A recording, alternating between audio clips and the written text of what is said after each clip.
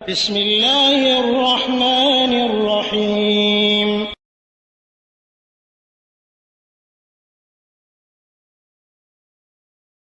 আসসালামু রহমতুল্লাহি ওয়া বারাকাতুহু। জি হেলাল ভাই জানতে চেয়েছেন এক বন্ধুর প্রশ্ন যে জোহর নামাজ পড়তে পারে না সময় মতো, আসরও পারে না, তো এখন আসর জোহর একসাথে পড়তে চাচ্ছে, আসরকে আগিয়ে নিয়ে এবং জোহরকে পিছিয়ে দিয়ে, তো নামাজ হবে কিনা? জি না, এখানে মুকিম যেহেতু সে এখানে জমা কসর একসাথে কেমনে করবে, বা কসর না জমা কিভাবে করবে, সে তো মুকিম। রাসূল সাল্লাল্লাহু আলাইহি সাল্লাম করেছেন এমন হাদিস আছে, কিন্তু আপনার জন্য আমার জন্য জায়েজ যে সার্বক্ষণিক প্রতিদিন করতে হবে এটা জায়েজ নয়।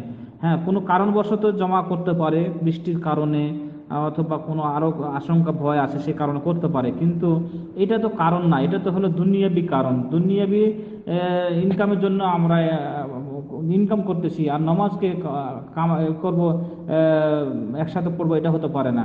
আর একটা বিষয় হলো যে নির্দিষ্ট টাইমে নামাজ ফরজ করা হয়েছে, নামাজের যে সময় সে তার আগে তো নামাজ হবে না। কারণ আসর যদি হয় 4টার সময়, তাহলে 3টার সময় আসর পড়বে, এটা আসর হবে না। তো নামাজের শর্ত আছে অনেকগুলো, তার মধ্যে এটা একটা যে নামাজের সময় হতে হবে। হ্যাঁ, জোহরের টাইমটা হলো ঠিক আছে, একটু পরে পড়লো, কিন্তু আসরটা কিভাবে আগিয়ে নিতে পারে, এটা হতে পারে না। আর জোহরের টাইম যদি তার একটার সময় যেহেতু ডিউটি শুরু হচ্ছে, আর জোহরের সময় যেটা ক্যালেন্ডার অনুযায়ী দেখবেন সেই নির্দিষ্ট সময়, সেই সময় যদি হয়ে যায় তাহলে সে নামাজ পড়ে নিতে পারবে, কোনো সমস্যা নেই। আজানের অপেক্ষা করতে হবে এমনটি নয়, সে নামাজ পড়ে নিল আগে। চেষ্টা করতে হবে জামাতে পড়া, যখন জামাতে যদি কারণবশত নাও পারে তাহলে আগে পড়ে নিবে, সময় হলেই আজান হতে হবে এমনটি নয়, আর সে নামাজ পড়ে নিয়ে সে ডিউটি কাজ শুরু করবে। অনুরূপভাবে আসর সময় হবে, তারপরে নামাজ শুরু করবে। আল্লাহ রাব্বুল আলামিন বলছেন, ইন্না সালাতা কানাত আলাল মুমিনিনা কিতাবান মাওকুতা, নির্দিষ্ট সময়ে মুমিনদের উপরে নামাজ ফরজ করা হয়েছে।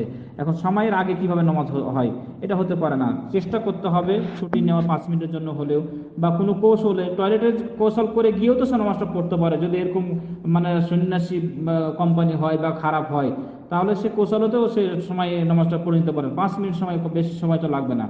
তো চেষ্টা করতে হবে নির্দিষ্ট সময় নামাজ পড়ার।